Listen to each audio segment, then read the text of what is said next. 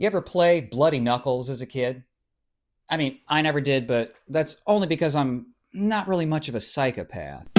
Or maybe you've just seen footage of people smashing bricks, breaking boards, or maybe even going old school and returning to nature for some old fashioned exercise. In any of these cases, you're going to need to condition your knuckles. But you shouldn't start there. There's levels to this. Don't get ahead of yourself. After all my years of karate and Krav Maga, I'd like to think I have a decent set of knuckles. Which also means I've had plenty of time to make every single mistake you could possibly make along the way. But what do I know, right? They don't hit that hard in karate. Oh, my fingies hurt. Unfortunately for you, I've brought receipts. So you've been warned. If you're about to eat dinner or would otherwise like to opt out of the gory details, I'll go ahead and put a skip button in the chapters below. I've ripped skin, I've split calluses down the middle, broken bone, torn ligaments, bruises, strains, sprains. The problem with modern day heavy bags and striking pads is that they're often made of a material that is a slick surface, maybe leather, canvas, or whatever this polyester sort of synthetic blend is. With bare fists, your skin will slide along the surface with a lot of friction. If you're a practitioner of toxic masculinity, then at first it seems kind of badass, like a Fight Club showing up to work with the bruises. You don't have to say anything, people will notice your fucked up appearance. They might ask questions, and you can go, I train bare knuckle, you wouldn't understand. I am of the warrior class. But that's not how people will see or treat you if you show up like that. Tear your skin enough times and you'll build up a healthy amount of scar tissue. And by healthy, I mean completely problematic. Let's say you're an idiot. You think scars are cool and that scar tissue protects you like armor. You're not Rhino from Spider-Man, bro. Every scar is a badge of honor, sir. Scar tissue only protects you from the very things that gave you that scar tissue in the first place. Cuts, scrapes, abrasive damage. You train at surface level, you get surface level results. And in fact, scar tissue is actually worse for you. Instead of making you tougher, scar tissue actually makes it much easier for your skin to tear along the edges. This is why you see veterans of the UFC get opened up from one strike to the face. They have so much scar tissue that it completely rips open every time. This is why elbows to the face cut people. It doesn't cut anything. It rips the skin apart because one part is movable and the other isn't. Some Muay Thai practitioners will take a wooden dowel or stick and tap on the bones to decrease sensitivity.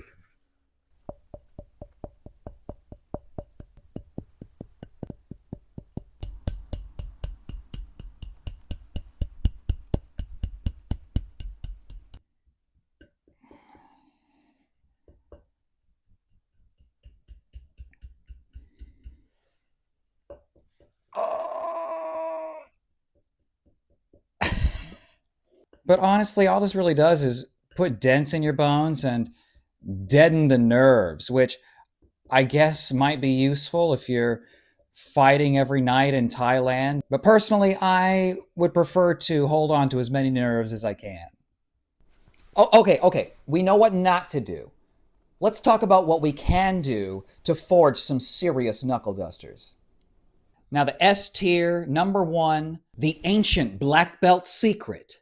Best thing you could ever do to condition your knuckles and bones is hitting the bag. You see, there's two main ways your bones grow denser and stronger. The first is resistance training under load. Okay, this is going to be a shearing force at an angle to the bone or joint.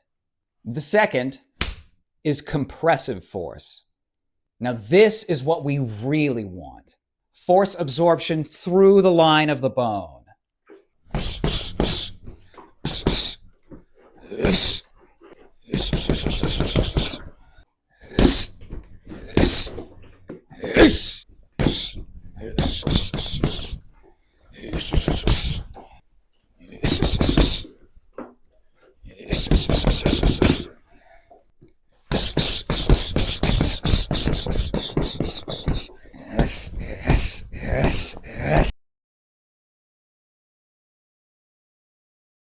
Here's the thing.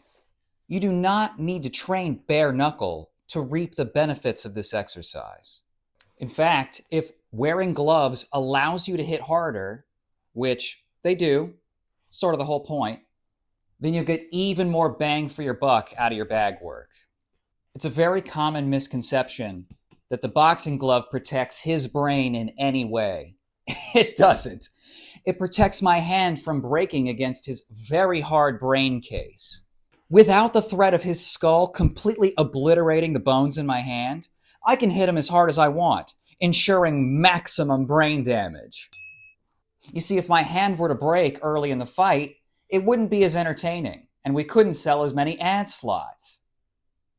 Even if you are a bare knuckle person, it is absolutely worth putting the gloves on every once in a while to wail on the bag and push past the limits that your knuckle bones can handle. If you'd rather isolate the hand and wrist area, well, then you can pound sand. When filling your sandbag, make sure to leave some room or a pocket of air so that it has a little bit of give. You want to start slow. This method is great for beginners because it's scalable. More air and less sand makes it more forgiving. You can also use this for other areas of the hand if your martial art involves open hand techniques. If this is too easy, just increase the distance or put some weight behind your strikes.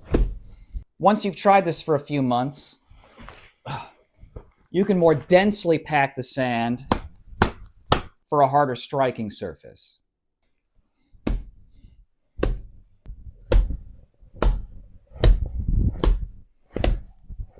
If that's still not enough, then why don't you try a makiwara, a wooden block used by karate practitioners. The leather pad and cuts in the wood allow for a more pliable target than a 2x4. Trust me, I know from experience.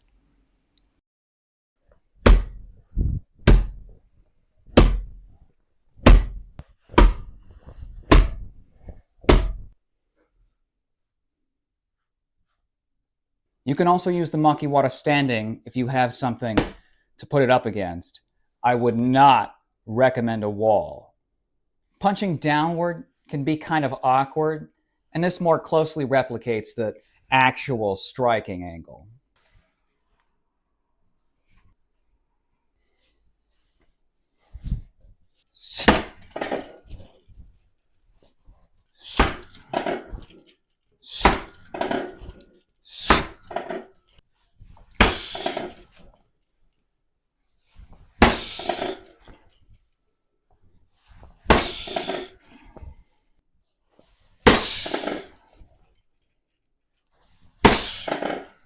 Now, there's a hierarchy to recovery times. Not all of your body parts recover at the same rate. Now, your muscles recover quickly. You have a hard workout, you're sore for a couple days, maybe a week max, but within about 48 hours, you're ready to exert yourself again without any additional risk of injury. Muscles are big, filled with water, they absorb nutrients very easily. Tendons and ligaments are small, thin, wiry little suckers that, because of their size and makeup, can't absorb things as quickly, can't get rid of inflammation as quickly. There's just not the space and movement of fluids that there is in muscle tissue. And then you have your bones, which take even longer to heal or change. You pull a muscle, you're out a couple days, maybe a week max. You sprain your ankle, your wrist, or you get carpal tunnel. That's several weeks to maybe a few months. You break a bone, and yeah, maybe you need a cast for a couple months. Maybe you need surgery, pins, screws. Maybe you need a year of physical therapy to relearn how to walk. So this is not something you can train every single day at maximum force. It may take many years to gradually build up the bone structure you need to fight truly bare knuckle. Give yourself time to relax and heal. So do not rush. Take your time. Or don't, and you can break your bones just like I did. Not a medical recommendation, do not break your bones. The forgotten piece of the puzzle that most people skip is nutrition. Hold on. I know, but I have to say it because it's true. If you want to maximize your success, give your body the base building blocks it needs to create the stronger bones and muscles you're asking for. Now, not only do you need protein for your muscles and healthy fats for your brain and joints, but vitamins and minerals. Obviously, calcium, omega-3 fatty acids, a multivitamin, maybe some magnesium, glucosamine chondroitin, collagen for your joints. Vitamin D is often forgotten, but it affects a lot of your hormones. Grow up and just drink water every day already. You heal when you sleep. If you're only sleeping 4 hours a night, that's only 4 hours of reconstruction time. So here's what you do. You practice your striking on the implement of your choice every other day, every few days. You eat right, you sleep right, and in a number of months, maybe a year or two, you may one day have to register your weapons. Don't do it for stronger bones or to break boards.